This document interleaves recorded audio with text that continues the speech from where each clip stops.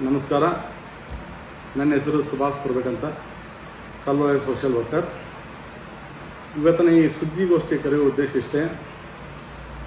ಕಲ್ಲೊಳೆಯ ಶ್ರೀ ಮಹಾಲಕ್ಷ್ಮಿ ಸಂವಾದ ಸಹಕಾರಿ ಸಂಘ ನಿಯಮಿತ ಕಲ್ಲೊಳೆ ಹಾಗೂ ಶ್ರೀ ಮಹಾಲಕ್ಷ್ಮಿ ಪ್ರಾಥಮಿಕ ಕೃಷಿ ಪತ್ತಿನ ಸಹಕಾರಿ ಸಂಘ ಕಲ್ಲೊಳೆ, ಈ ಎರಡು ಸಹಕಾರಿ ಸಂಸ್ಥೆ ಒಳಗೆ 100 ಕೋಟಿ ಗಂಟಲೆ ಅವ್ಯವಹಾರ ಆಗಿದೆ.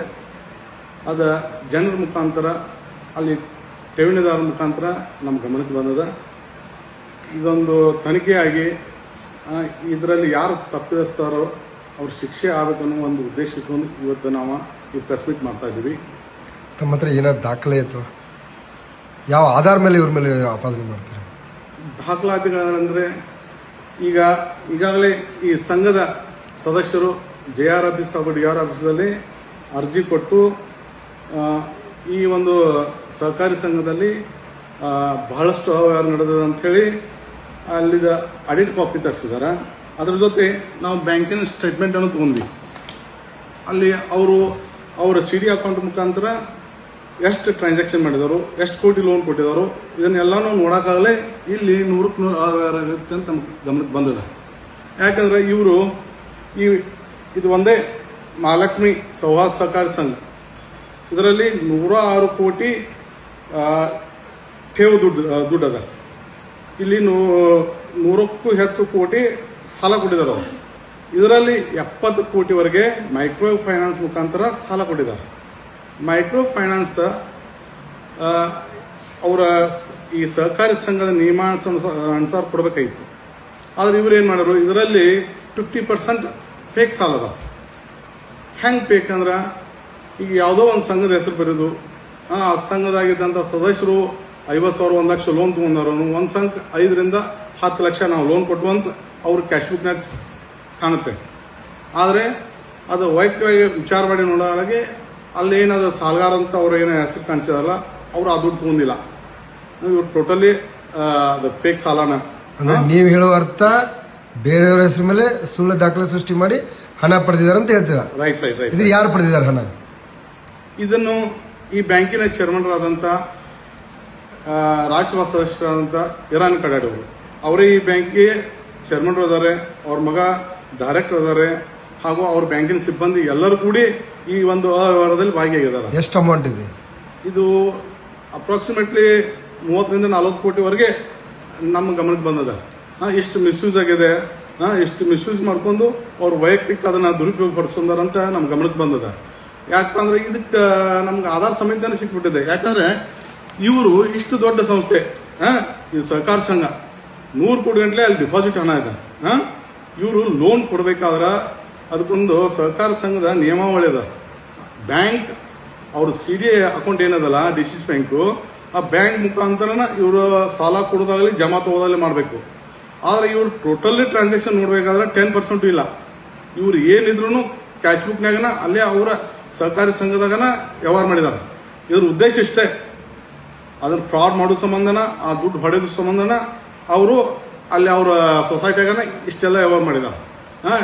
ಇದ್ರಾಗ ಎರಡನೇ ಮಾತಿಲ್ಲ, ಇದು ಒಬ್ಬ ಆ ಸಂಘದ ಸಿಬ್ಬಂದಿ, ಅವನ ಪಗಾರ 15,000 20,000 ಪಗಾರ ಐತೆ. ಅವನ ಹೆಂಡತಿ ಹೆಸರು ಮೇಲೆ, ಅವ್ರ ಸಂಬಂಧಿಕರ ಹೆಸರು ಮೇಲೆ 4 ಗಂಟೆ ಡಿಪಾಸಿಟ್ ಅದ. ಒಬ್ಬೊಮ್ಮನ ಹೆಸರಲ್ಲಿ 4 ಕೋಟಿ 5 ಕೋಟಿ ಡಿಪಾಸಿಟ್ ಅದ. ಅದು ಎಲ್ಲಿಂದ ಬಂತದ? ಬ್ಯಾಂಕಿನಾಗ ತೆಗೆದು ನೋಡ್ರೆ ಯಾವುದೇ ಸರಿಯಾದ ದಾಖಲಾತಿ ಇಲ್ಲ, ಫೇಕ್ ಸಾಲ ಕೊಟ್ಟಿದ್ದಾರೆ. ಮತ್ತೆ ಇದಕ್ಕೆಲ್ಲ ಯಾರು ಕಾರಣೀಭೂತರು? ಆ ಬ್ಯಾಂಕಿನ ಚೇರ್ಮನ್ ಕಾರಣೀಭೂತರು. ಈ ಹೆಚ್ಚಿನ ಪ್ರಮಾಣ ಈ ವ್ಯವಹಾರ ಅವ್ರ ಮಗ ಸತೀಶ್ ಕಡಾಡಿ ನೋಡ್ಕೊತಿದ್ರು.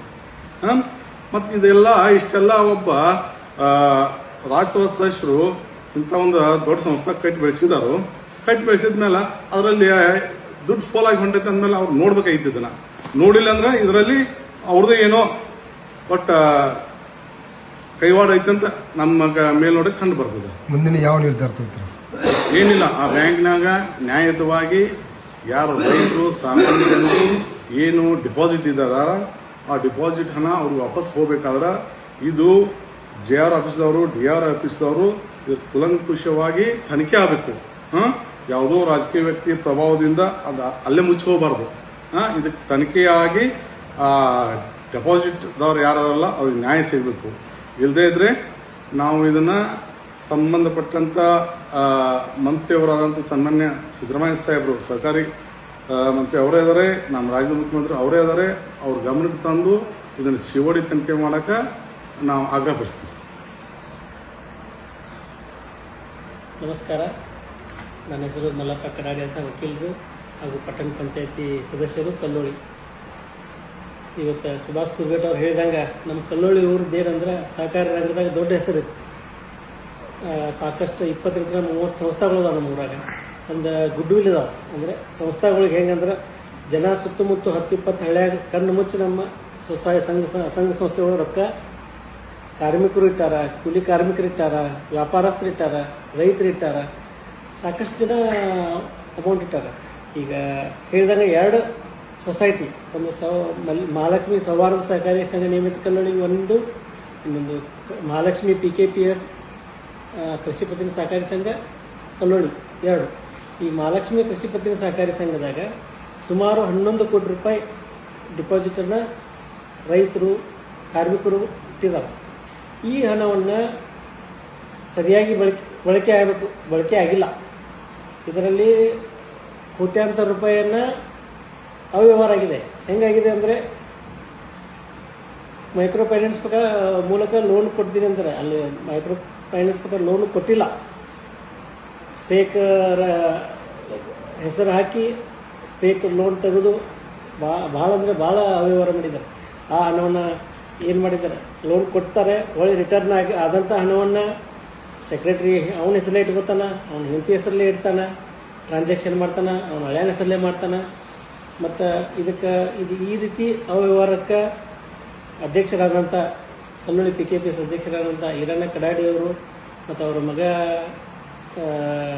ಸತೀಶ್ ಕಡಾಡಿ ಮಾಜಿ DCC ಬ್ಯಾಂಕ್ ಡೈರೆಕ್ಟ್ರು ಮತ್ತು ಅವರು ಈರಣ್ಣ ಕಡಾಡಿಯವರು ಇದರ ಅಧ್ಯಕ್ಷ ಇದ್ದಾರೆ. ಈಗ ಹಾಲಿ ಸಂಸದ ರಾಜ್ಯಸಭಾ ಮತ್ತು ಇಂಥ ಪ್ರಭಾವಿ ವ್ಯಕ್ತಿಗಳು ಅದಾರ. ಇವು ಸಹಕಾರಿ ರಂಗದಾಗ ಸಾಕಷ್ಟು ಕೆಲಸ ಮಾಡಿದವರು ಅದಾರ. ಈ ರೀತಿ ಅವ್ಯವಹಾರವನ್ನು ಆಗಿದ್ದನ್ನು ಈಗ ನಾವು ನೇರ ಆರೋಪ ಅವ್ರ ಮೇಲೆ ಮಾಡ್ಬೇಕು, ಚೇರ್ಮನ್ರ ಮೇಲೆ. ಯಾಕಂದರೆ ಅವ್ರ ಸೈನಿಂದ ಎಲ್ಲಿ ಲೋನ್ ಕೊಡೋಕ್ಕೆ ಸಾಧ್ಯ ಇಲ್ಲ. ಈ ರೀತಿ ಅವ್ಯವಹಾರಕ್ಕೆ ನಮಗೆ ಜನರಿಗೆ ಹೆಂಗಾಗೈತೆ ಅಂದರೆ ಡಿಪಾಸಿಟ್ ಇಟ್ಟು ರೊಕ್ಕ ಬರ್ತಾವಿಲ್ಲಪ್ಪ ಅನ್ನುವಂಥ ಮನೋಭಾವನೆ ಬಂದುಬಿಟ್ಟದೆ. ಅದಕ್ಕೆ ಈಗ ಅದರ ಮಹಾಲಕ್ಷ್ಮಿ PKPS ಸಂಘದ ಸದಸ್ಯರು AR ಆಫೀಸ್ಗೆ ಅರ್ಜಿ ಕೊಟ್ಟಿದ್ದಾರೆ. ನಾವು ಅವ್ಯವಹಾರ ಆಗದ, ತಾವು ಇದನ್ನು ಮಾಡಿ ಅಂತೇಳಿ DR ಆಫೀಸ್ಗೂ ಕೊಟ್ಟಿದ್ದಾರೆ. ಅದನ್ನು ಮಾನ್ಯ ಸಹಕಾರಿ ನಿಬಂಧಕರ ಸೂಕ್ತವಾಗಿ ಕ್ರಮ ತಗೊಂಡು ಅದು ಕ್ರಮ ಜರುಗಿಸಿ, ಅದು ಯಾರು ತಪ್ಪಿತಸ್ಥ ಮಾಡಿದಾರ ಅವರಿಗೆ ಕಾನೂನು ಕ್ರಮ ಜರುಗಿಸ್ಬೇಕಂತ ಕೇಳ್ತೀನಿ. ಇದ್ಯಾವುದು PKPSದು. ಇನ್ನು ಮಹಾಲಕ್ಷ್ಮಿ ಸೌಹಾರ್ದ ಸಹಕಾರಿಗೆ ಬಂದರೆ ಸುಮಾರು ಒಂದು 15 ದಿವಸದಿಂದ ಅದರಲ್ಲಿ ಕೆಲಸ ಮಾಡುವಂತಹ ಕ್ಲರ್ಕ್ ಆದಂಥ ವ್ಯಕ್ತಿ ಶಂಕರ್ ಕೌಜಲ್ಗಿ ಅಂತೇಳಿ ರಸ್ತೆ ಅಪಘಾತದ ನಿಧನ ಹೊಂದಿದರು. ಅವರ ಈ ಬ್ಯಾಂಕಿನ ಆಡಳಿತ ಮಂಡಳಿಯ ಚೇರ್ಮನ್ರಾಗಲಿ, ಸತೀಶ್ ಕಡಾಡಿಯವರಾಗಲಿ ಈ ರೀತಿ ಒಂದು ಅಲ್ಲಿ ಹರಾಸ್ಮೆಂಟು ಇದಕ್ಕೆ ಇದರಾಗ ಅವರ ರಸ್ತೆ ಅಪಘಾತದಾಗ ನಿಧನ ಹೊಂದಿದ್ದಾರೆ ಅಂತೇಳಿ ಊರು ತುಂಬ ಸುದ್ದಿ ಇದೆ. ಮತ್ತು ಇನ್ನೂ ಒಂದು ಈಗ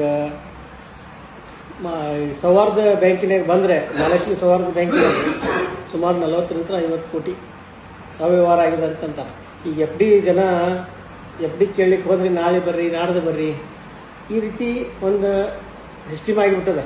ಅಧ್ಯಕ್ಷರನ್ನ ಕೇಳಿಕೊಡ್ತೀವಿ, ಅಧ್ಯಕ್ಷರಿಲ್ಲ, ಈ ರೀತಿ ಹೇಳೋದ್ರಿಂದ ಏನಾಯ್ತು, FD ಇಟ್ಟಂಥ ರೊಕ್ಕ ನಮ್ಮ ರೊಕ್ಕ ನಮಗೆ ಕೊಡೋಕೆ ಈ ರೀತಿ ಅಡ್ಡಾಡ್ಸತ್ತಾರ. ಇಲ್ಲಿ ಐತಿ ಇಲ್ಲೋ ರೊಕ್ಕ ಅನ್ನೋ ಮನೋಭಾವನೆ ಬಂದದ. ಬ್ಯಾಂಕಿನಾಗ ದುಡ್ಡು ಅದಲ್ಲೋ, ಏನು ಎಲ್ಲಿ ಹೋಗ್ಯದನೋ ಅನ್ನೋ ಒಂದು ಆತಂಕ ಸೃಷ್ಟಿಯಾಗಿದೆ. ಅದರ ಈಗ ಅಧ್ಯಕ್ಷರು ಪ್ರಭಾವಿ ವ್ಯಕ್ತಿ ಇರೋದ್ರಿಂದ ಯಾರೂ ಓಪನ್ ಆಗಿ ಹೇಳಕ್ಕೆ ಸಾಧ್ಯ ಇಲ್ಲ. ನಮಗೆ ಬಂದಂಥ ಇದರ ಪ್ರಕಾರ 100ಕ್ಕೆ 100ರಷ್ಟಲ್ಲಿ ಅಪರಾತಪರಿ ಆದಾಗನ ಈ ರೀತಿ ಮಂದಿ ಇದಾಗದ. ಮತ್ತು FD ಕೊಡಕ್ಕೆ ಅವ್ರು ಲೇಟ್ ಮಾಡೋದ್ರಿಂದ ಜನ ಪೂರ ಆತಂಕಕ್ಕೊಳಗಾಗ್ಯಾರ. ಮತ್ತು ಇದನ್ನು DR ಆಫೀಸ್ನಾಗೂ ಅದರ ಸದಸ್ಯರು ಅರ್ಜಿ ಕೊಟ್ಟಿದ್ದಾರೆ. ಆದರೆ ಇನ್ನೂವರೆಗೆ ಅವ್ರು ಯಾವುದೇ ಕ್ರಮ ಕೈಗೊಂಡಿಲ್ಲ. ದಯಮಾಡಿ ತ್ವರಿತವಾಗಿ ಅದನ್ನು ಕ್ರಮ ಕೈಗೊಂಡು FD ಇಟ್ಟಂಥವ್ರಿಗೆ ಅನ್ಯಾಯ ಆಗದಂತೆ ಅವ್ರದ್ದು ಹಣ ವಾಪಸ್ಸನ್ನು ಅವ್ರಿಗೆ ಕೊಡಿಸ್ಬೇಕಂತೇಳಿ ನಾನು ಕೇಳ್ತೀನಿ. DR ಆಫೀಸರು ಕೇಳ್ತೀವಿ, DC ಅವರು ಇದರಾಗ ಬಂದು ಅವ್ರಿಗೆ ಹೆಲ್ಪ್ ಒಂದು ಸಹಾಯ ಆಗುವಂಥ ಕ್ರಮ ಕೈಗೊಳ್ಳಬೇಕು. ಆಮೇಲೆ ಜಿಲ್ಲಾ ಉಸ್ತುವಾರಿ ಸಚಿವರಾದಂಥ ಸನ್ಮಾನ್ಯ ಸತೀಶ್ ಜಾರಕಿಹೊಳಿ ಅವರಿಗೂ ಒಂದು ವಿನಂತಿ ಮಾಡ್ತೀನಿ. ಆನಂತರ ಮುಖ್ಯಮಂತ್ರಿಗಳಾದಂಥ ಸಿದ್ದರಾಮಯ್ಯ ಅವರು ಸಹಕಾರಿ ಸಂಘದ ಸಚಿವರಿದ್ದಾರೆ, ಅವ್ರಿಗೂ ನಾವು ವಿನಂತಿ ಮಾಡ್ತೀವಿ. ಇದನ್ನು ಮತ್ತೆ 2 ಕೋಟಿಗಿಂತ ಮೇಲ್ಪಟ್ಟು ಅವ್ಯವಹಾರ ಆಗಿದೆ 2 ಸೊಸೈಟಿಯಲ್ಲಿ. ಇದಕ್ಕೆ COD ವಹಿಸಿ ಯಾರು ತಪ್ಪು ಮಾಡಿದ್ರು ಅವ್ರಿಗೆ ಕಠಿಣ ಕ್ರಮ ಕೈಗೊಳ್ಬೇಕಂತ ಹೇಳಿ ನನ್ನೊಂದು ಸಣ್ಣ ರಿಕ್ವೆಸ್ಟ್ ಇದೆ. ಮತ್ತು ಈಗ FD ಇದ್ದಂಥವ್ರು ಭಾಳ ಕಷ್ಟ, ಬಡವರು ದಿನಗೂಲಿ ದುಡಿದಂಥವ್ರು ಅಲ್ಪ ಸ್ವಲ್ಪ ಹಣವನ್ನು ಕೂಡಿಟ್ಟಿದ್ದಾರೆ. ಅಂಥವ್ರಿಗೆ ಇದು ಈ ರೀತಿ ಇದನ್ನು ಮಾಡಿದರೆ ಅಥವಾ ಏನೋ ಆದರೆ ಅವರು ಪಾಪ ಇದನ್ನು ಮಾಡುವಂಥ ಶಕ್ತಿ ಇಲ್ಲ.